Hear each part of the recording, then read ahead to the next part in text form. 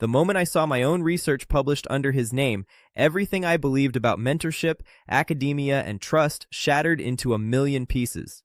I remember staring at the screen of my laptop in the university library, my coffee growing cold beside me, reading those words that I had written, ideas that had come from my mind, theories I had developed during sleepless nights, all attributed to Dr. Richard Harlow, my professor, my mentor, the man I had trusted more than almost anyone else in my life, the man who would become my greatest enemy. But I need to take you back to the beginning, because you cannot understand the depth of this betrayal without knowing how it all started, without knowing how much I believed in him, how much I looked up to him, and how systematically he destroyed everything I had worked for. I grew up in a small town in Massachusetts, the son of a single mother who worked 2 jobs just to keep food on the table and a roof over our heads.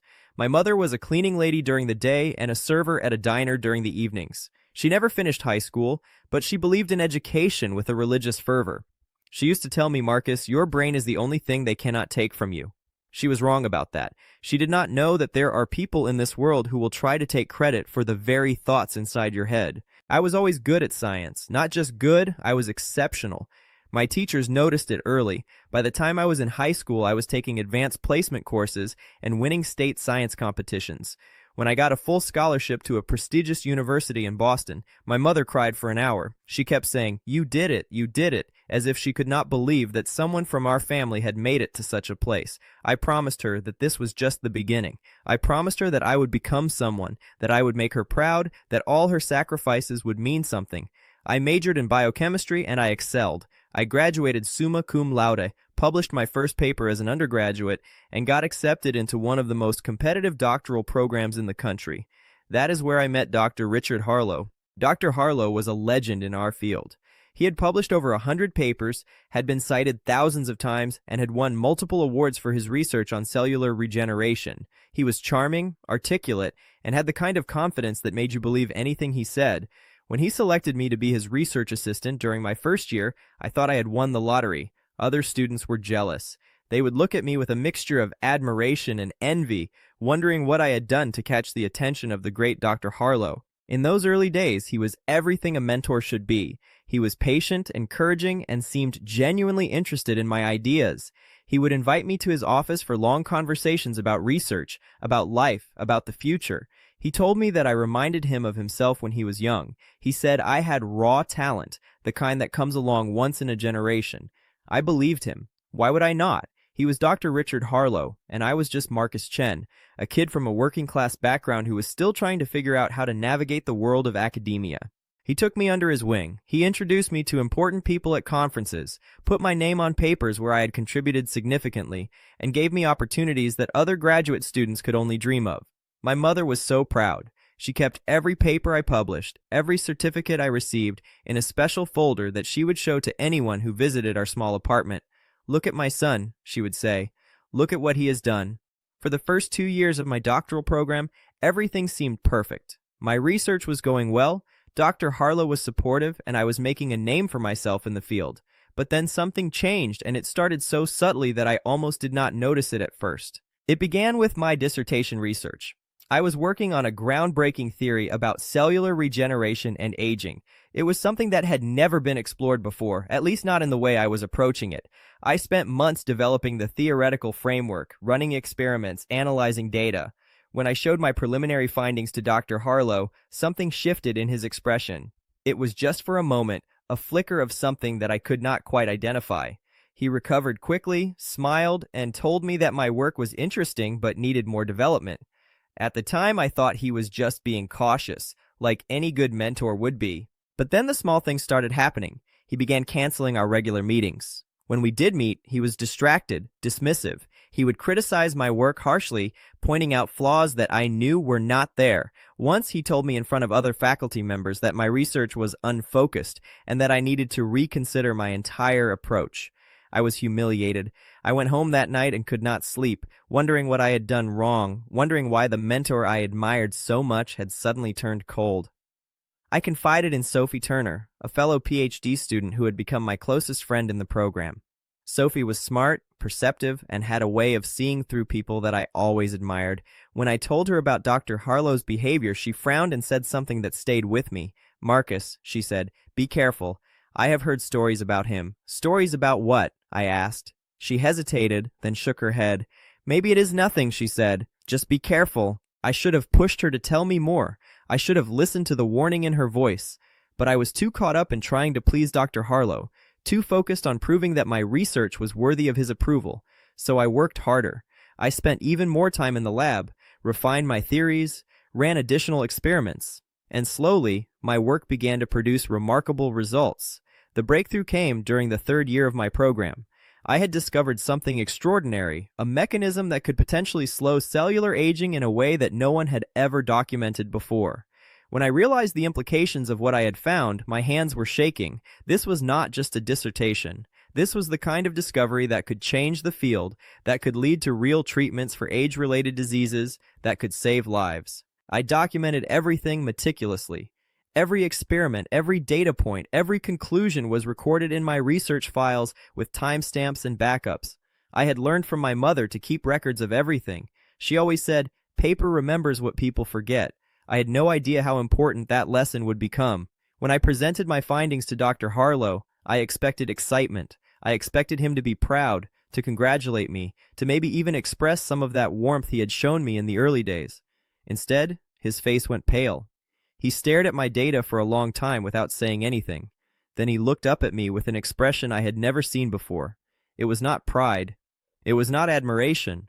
It was something darker, something that made me uncomfortable without understanding why. He told me that my findings were preliminary and that I should not share them with anyone until they had been verified. He said he would personally oversee the verification process. At the time, I thought he was just being cautious, protecting me from publishing something that might later be proven wrong. A good mentor would do that, right? I was so naive. For the next few months, Dr. Harlow became deeply involved in my research in a way he had not been before.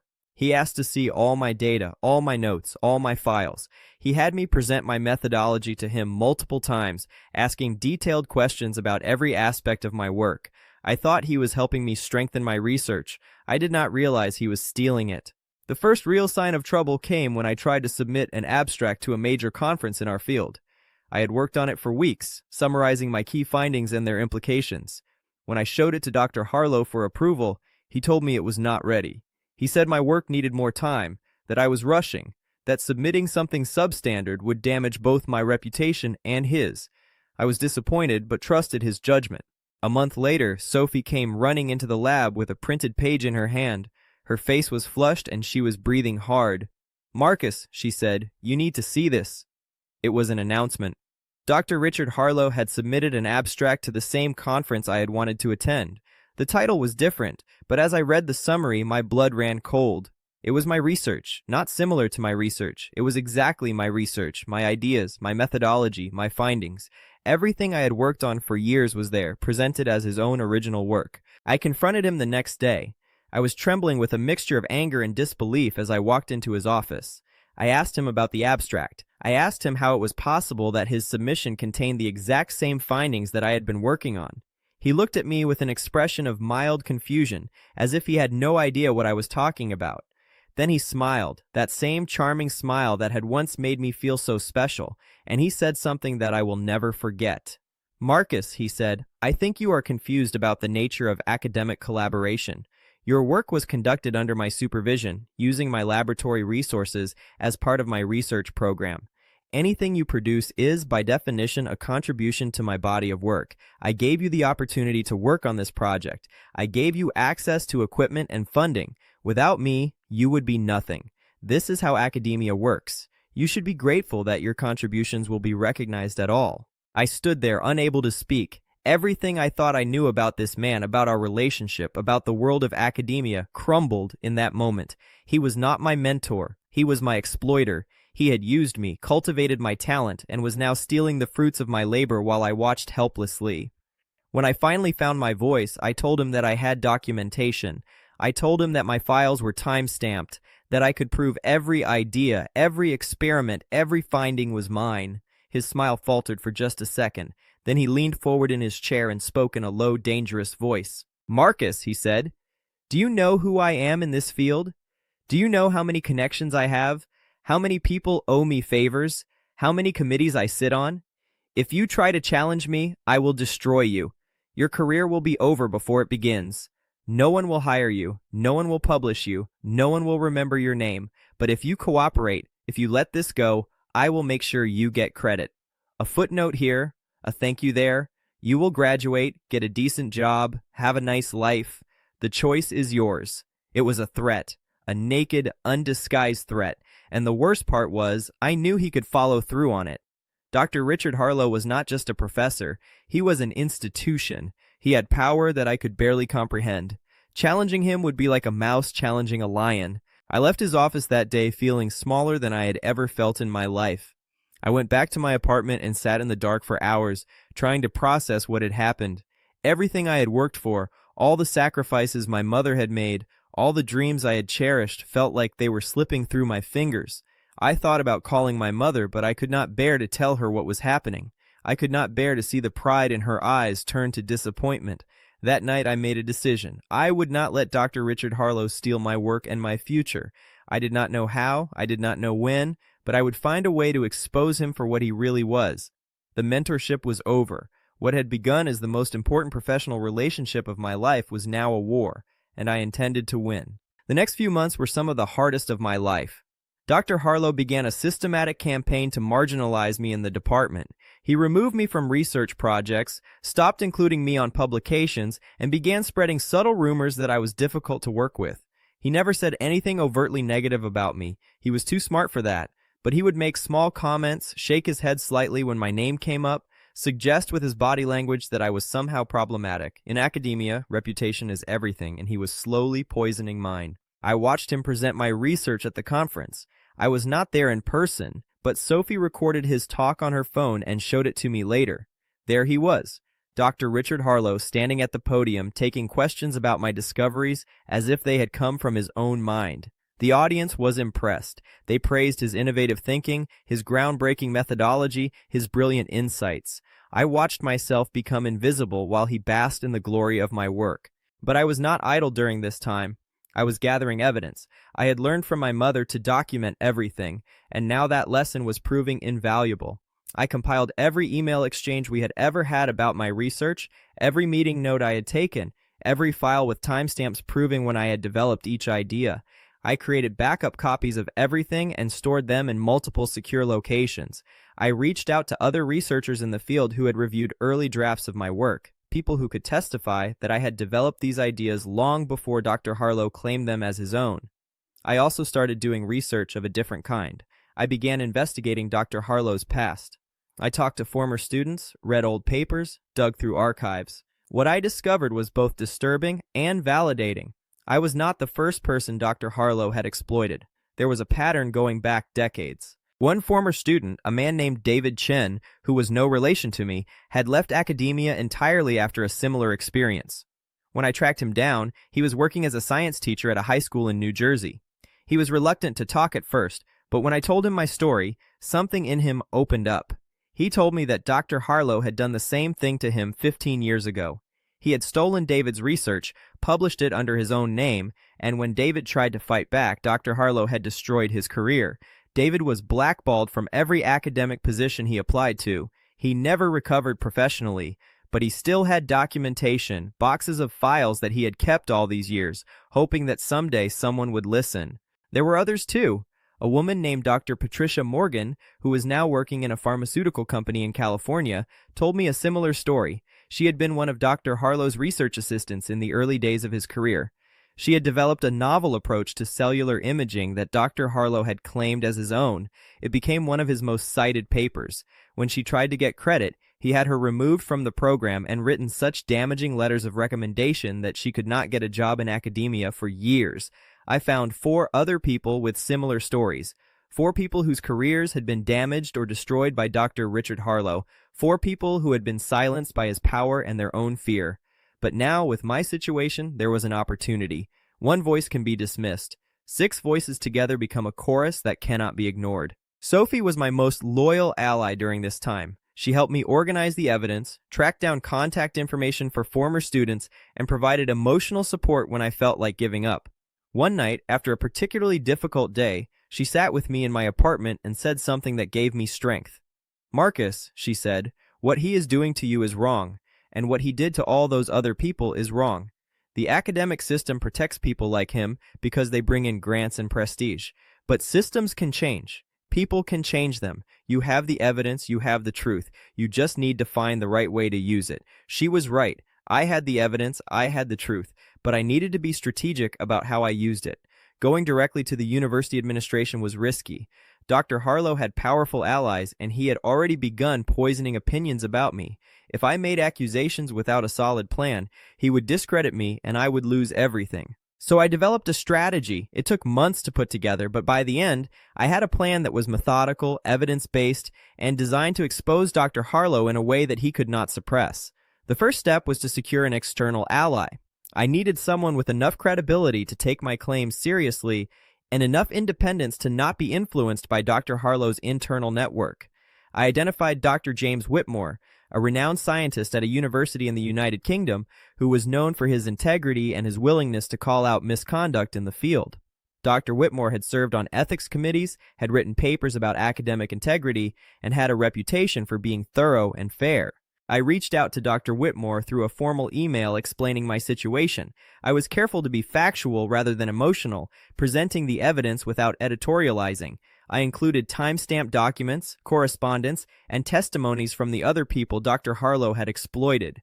I offered to provide whatever additional information he needed and emphasized that I was seeking truth and justice, not personal revenge. It took 2 weeks for Dr. Whitmore to respond. When his email came, my heart was pounding as I opened it. He wrote that he had reviewed my materials carefully and found them deeply concerning. He said that the evidence I had provided was substantial and warranted a formal investigation. He offered to support me in bringing this matter to the attention of the appropriate academic ethics bodies. But he also warned me that this process would be difficult, that there would be pushback, and that I should be prepared for a fight. I was prepared. I had been preparing for months. What Dr. Harlow did not realize was that while he thought he was marginalizing me into irrelevance, I was building a case that would expose him to the world. The second step of my plan was to create a detailed timeline of events, matching my documentation with Dr. Harlow's publications and presentations. This timeline clearly showed that my ideas, experiments, and findings predated his claims to them. It was irrefutable evidence of intellectual theft. I had emails where I'd shared these ideas with Dr. Harlow, time-stamped files showing when I had developed them, and records of my research process that proved I was the original author. The third step was to coordinate with the other victims. I had stayed in touch with David, Patricia, and the others. They were initially hesitant to get involved, still traumatized by what Dr. Harlow had done to them. But when I explained that this was our chance to finally get justice, to make sure he could never do this to anyone else, they agreed to participate. They provided their own documentation and testimonies, which together painted a picture of systematic exploitation spanning decades. The fourth step was to involve the media. This was the most risky part of my plan, but also the most powerful. Academic institutions often prefer to handle misconduct quietly, to protect their reputations. Without external pressure, there was a chance that Dr. Harlow would get away with a slap on the wrist while my career remained in ruins. But if the story became public, the university would be forced to take decisive action. I had connected with a journalist named Rebecca Torres, who covered science and academia for a major newspaper. She had written extensively about research misconduct and was known for her thorough, fair reporting. When I shared my evidence with her, she was immediately interested. She spent weeks independently verifying the claims, interviewing sources, and examining the documentation. She was rigorous and careful, which gave me confidence that the story, when it came out, would be bulletproof. The fifth step was timing. I needed to expose Dr. Harlow at a moment that would maximize the impact and minimize his ability to retaliate. His upcoming keynote address at the annual conference of our field's most prestigious association was perfect. He would be presenting the research he had stolen from me to an audience of thousands, taking credit on the biggest stage in our profession. If the truth came out right before or during that presentation, the contrast between his claims and reality would be impossible to ignore. As the date of the conference approached, I finalized every detail. The newspaper article was ready to publish. Dr. Whitmore had formally submitted a complaint to the ethics committee of our professional association. The testimonies of the other victims were documented and ready to be shared. Everything was in place. 2 days before the conference, I received an unexpected email. It was from Dr. Elena Vasquez, the chair of our department. She wanted to meet with me privately, off campus, at a coffee shop near the university. I was surprised. Dr. Vasquez had always been cordial but distant, and I had assumed she was another member of the establishment that protected people like Dr. Harlow. When I arrived at the coffee shop, Dr. Vasquez was already there, sitting in a corner booth with a serious expression on her face. She thanked me for coming and then spoke quietly and directly. "Marcus," she said, "I know what you have been doing. I know about the evidence you have gathered, the people you have contacted, the journalists you have been working with. And before you panic, I want you to know that I am not here to stop you." I did not know how to respond. I had been so careful to keep my activities secret. How had she found out? She seemed to read my mind. "I have my own sources," she said, "and I have my own reasons for paying attention. Dr. Harlow is not just your enemy, Marcus. He has been a problem for this department for years, but he is powerful, protected by the old guard, and I have never had enough evidence to act against him, until now." She told me that she had suspected Dr. Harlow of misconduct for a long time, but had never been able to prove anything. His victims had been too afraid to come forward, and he was too careful about covering his tracks. But my case was different. I had documentation that was comprehensive and undeniable. I had the testimony of multiple victims. I had an external investigator involved. For the first time, there was a real chance to hold him accountable. Dr. Vasquez offered her support. She said she would ensure that when the investigation moved forward, it would be handled fairly and thoroughly by the university. She could not openly endorse what I was doing, but she would not stand in my way either. More importantly, she gave me a piece of information that changed everything. "There is something you do not know about Richard," she said, "something that will make your case even stronger. But you did not hear this from me." She handed me a folder containing documents related to grant funding. She said nothing else, just looked at me with a meaningful expression, then got up and left. That night, I went through the folder carefully. What I found was explosive. Dr. Harlow had been reporting my research to funding agencies as his own for years. He had received millions of dollars in grants based on proposals that described my work, my ideas, my preliminary findings. It was not just intellectual theft. It was grant fraud, a serious crime that could result in federal charges. I immediately contacted Rebecca Torres and Dr. Whitmore with this new information. Both were stunned by what I had found. The scope of Dr. Harlow's misconduct was far greater than any of us had realized. This was not just about a mentor taking credit for a student's work. This was systematic fraud that had gone on for years, involving millions of dollars in public funding. The day before the conference, the newspaper published its article. The headline was stark: "Renowned scientist accused of stealing students' research and grant fraud." The story was comprehensive, detailing not just my case, but the experiences of David, Patricia, and the others. It included copies of key documents, timeline comparisons showing how ideas were stolen, and quotes from Dr. Whitmore expressing his concern about the integrity of Dr. Harlow's entire body of work. The reaction was immediate and overwhelming. By the time I woke up the next morning, the story had been picked up by every major news outlet. Academic Twitter was on fire. Colleagues I had not heard from in years were reaching out to express their shock and support. The conference organizers released a statement saying they were reviewing Dr. Harlow's participation in light of the allegations. The university announced it was launching an immediate investigation. And Dr. Harlow himself? He tried to do what he had always done. He tried to use his charm and his connections to make the problem go away. He released a statement calling the allegations a misunderstanding, suggesting that I was a disgruntled student seeking attention. He reached out to powerful friends in the field, asking them to defend him publicly. But this time, it did not work. The evidence was too strong. The number of victims was too many. The public attention was too intense. One by one, his allies began to distance themselves. Colleagues who had praised him for years suddenly could not remember being that close to him. The university, facing potential legal liability and reputational damage, moved quickly to suspend him pending investigation. The morning of his scheduled keynote address, Dr. Harlow did not show up. The conference organizers announced that his presentation had been canceled.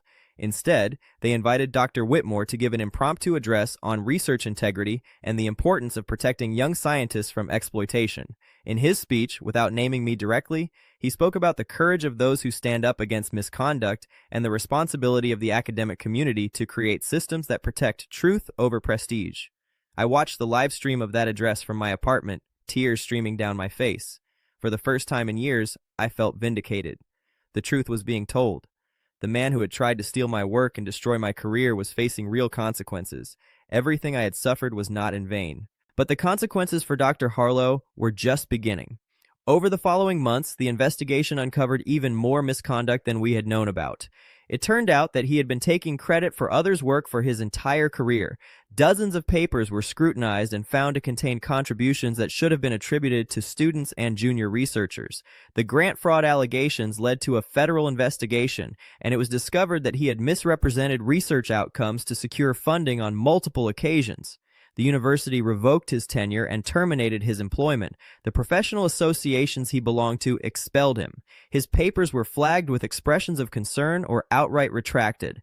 The awards he had won were rescinded. The man who had been one of the most respected scientists in our field was exposed as a fraud, and his reputation was destroyed beyond any hope of recovery. I will never forget the day his termination was officially announced. Sophie called me from campus, almost unable to speak through her excitement.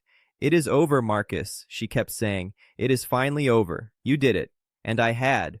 Not alone, of course. I had Sophie, Dr. Whitmore, Dr. Vasquez, Rebecca Torres, and all the other victims who had finally found the courage to speak up. But it had started with me refusing to let a powerful man steal my future. For Dr. Harlow, the personal consequences were devastating. His wife of 25 years filed for divorce when the extent of his deception became clear. She had apparently had no idea what kind of man she was married to. His adult children publicly distanced themselves from him, expressing their shame and disappointment. He became a pariah in the academic community, shunned by former colleagues and collaborators who wanted nothing to do with him. The federal investigation into grant fraud resulted in criminal charges. He was found guilty of multiple counts of fraud and ordered to pay restitution in the amount of over $2 million. The judge, in her sentencing statement, spoke harshly about his abuse of trust and the damage he had done to the integrity of scientific research. She sentenced him to 18 months in federal prison, noting that the sentence was designed to send a message that academic misconduct had real consequences. I was in the courtroom when the sentence was announced. I watched as Dr. Harlow, the man who had once told me that he would destroy me if I challenged him, was led away in handcuffs. His face was pale, his shoulders slumped, all traces of that confident charm gone. He did not look at me as he passed, but I know he saw me there. I wanted him to see me. I wanted him to know that the student he had tried to crush was still standing while his world crumbled around him. But even in that moment of vindication, I did not feel the triumph I had expected. There was no joy, no celebration, just a deep, exhausted sense of relief. It was over. The man who had betrayed my trust, stolen my work, and tried to destroy my career was facing justice. But the cost had been enormous. Years of stress, anxiety, and uncertainty. Relationships strained. Opportunities lost. Sleep ruined. There were moments during this ordeal when I had questioned everything, wondered if I was making a mistake, considered just walking away and starting over somewhere else. I am glad I did not, but I want to be honest about how hard it was. Fighting back against someone with power is not glamorous. It is exhausting, terrifying, and often lonely. There were days when I thought I could not continue, when the weight of what I was doing felt unbearable. What kept me going was the knowledge that if I did not stand up, he would keep doing this to other people. Future students would suffer the way I had suffered, the way David and Patricia and all the others had suffered. Stopping him was not just about my justice, it was about protecting everyone who might come after me. After Dr. Harlow's conviction, I focused on rebuilding my own career. My dissertation was published under my name, with full credit for the discoveries that had been stolen from me. The academic community, which had initially been skeptical of a young student challenging an established figure, came around when the evidence became undeniable. I received apologies from colleagues who had doubted me. Job offers came in from universities that wanted to be associated with someone who had demonstrated both brilliance and integrity. I accepted a position at a respected research university where I now run my own laboratory. My research continues to develop, and I have published multiple papers that build on my original findings. More importantly, I have made it my mission to create an environment where my students feel safe and valued, where their contributions are always recognized, and where the kind of exploitation I experienced can never happen. I think a lot about mentorship now, what it should be and what it too often becomes. A good mentor elevates their students, celebrates their successes, and gives them credit for their work. A bad mentor sees students as resources to be exploited, as sources of ideas and labor that can be claimed without compensation or recognition. The difference between these two types of mentors can define a young person's entire career. It can determine whether they thrive or whether they are crushed before they ever have a chance. Dr. Richard Harlow was supposed to be my gateway to success in academia. Instead, he became my greatest obstacle. But in fighting him, I discovered strengths I did not know I had. I learned to be strategic, persistent, and unafraid of powerful people who abuse their positions. I learned that the truth, when properly documented and bravely told, can overcome even the most entrenched systems of protection and denial. I learned that there are good people in the world who will stand with you if you give them the chance. My mother was with me when my dissertation was officially published. She held the bound volume in her hands, looked at my name on the cover, and cried just like she had when I got my scholarship all those years ago. I finally told her everything, all the struggles and fears I had hidden from her for so long. She listened quietly, then hugged me and said, "I always knew you were strong, but now I know you are brave too." That meant more to me than any award or publication. My mother, who had sacrificed so much for my education, who had believed in me when I was just a kid with big dreams, now knew that her sacrifices had been worth it. Not because I had become successful, but because I had become the kind of person who stands up for what is right, even when it is hard. Sometimes I still think about Dr. Harlow. I wonder if he ever truly understood what he did wrong, or if he went to prison still believing that he was the victim of an ungrateful student's vendetta. I wonder if he reflects on all the careers he damaged, all the trust he betrayed, all the young people whose potential he exploited for his own glory. I hope he does. I hope he understands that his downfall was not bad luck or persecution. It was the inevitable consequence of years of treating people as means to his own ends. But mostly, I try not to dwell on him. He took too much of my time and energy already. My focus now is on the future, on the research I am doing, on the students I am mentoring, on the life I am building. Every day that I spend doing meaningful work, contributing to science, and helping others succeed is a victory. Every day that I wake up free from the shadow of his exploitation is a gift. The experience changed me in ways that I am still discovering.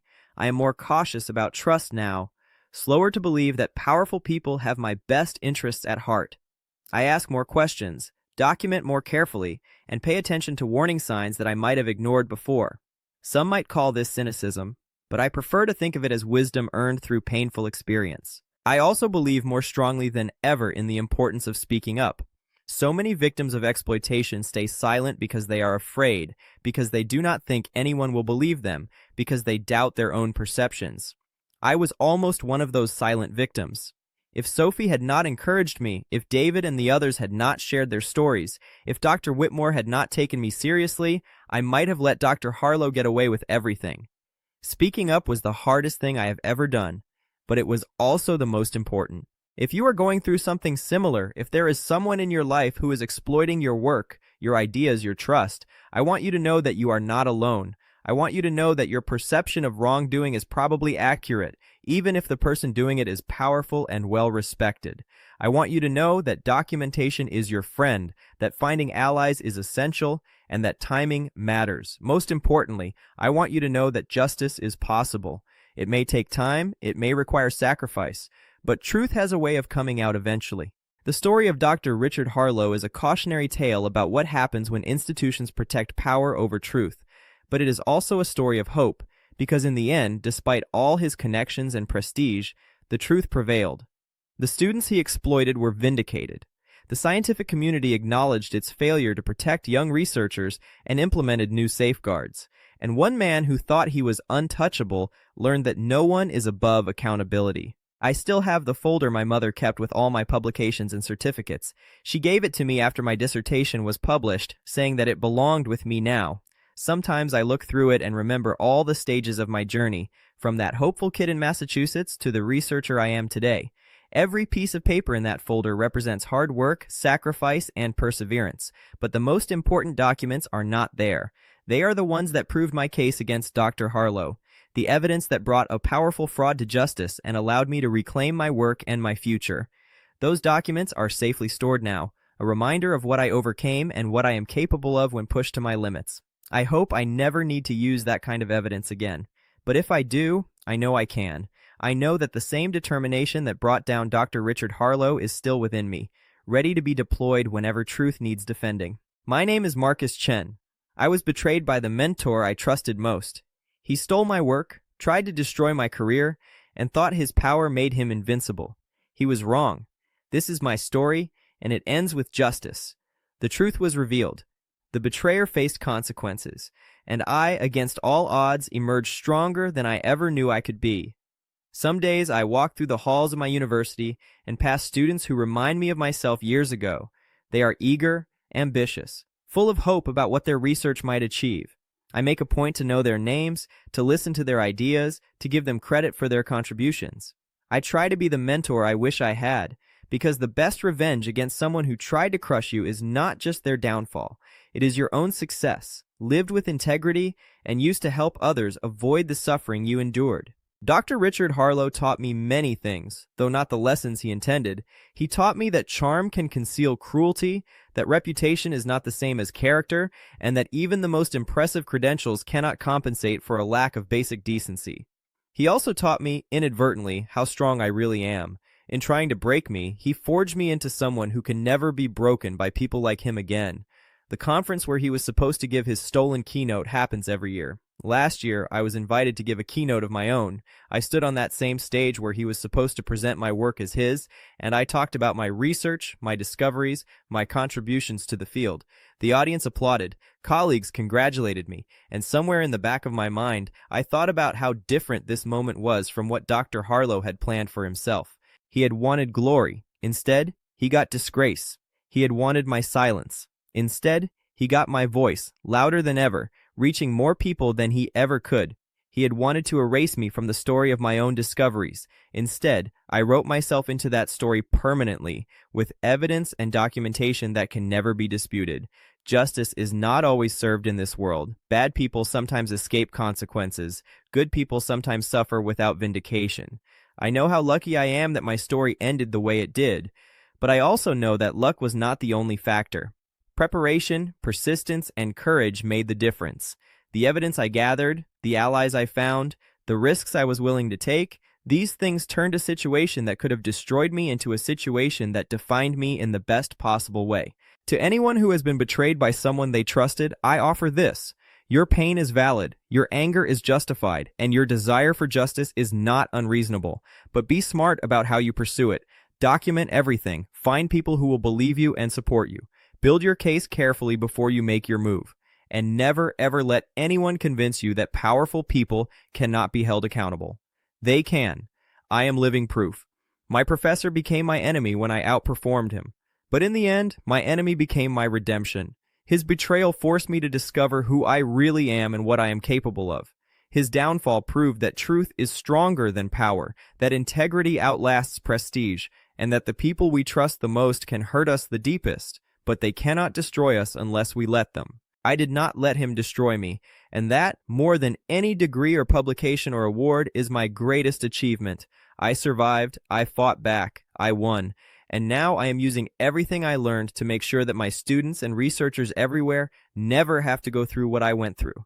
The story of Dr. Richard Harlow and Marcus Chen is over, but my story continues. Every day I get to do the work I love, mentor the students I care about, and contribute to a field that matters. Every day I get to be the person my mother always believed I could be. Every day I get to prove that no betrayal, no matter how deep, can define my future unless I choose to let it. I choose not to let it. I choose to move forward. I choose to build something meaningful on the ruins of what was destroyed, and I choose to tell my story, not for revenge anymore, but so that others might find the courage to tell theirs. The truth was revealed. The betrayer faced justice, and I, the student who refused to be silenced, emerged from the darkness into a future that is entirely my own.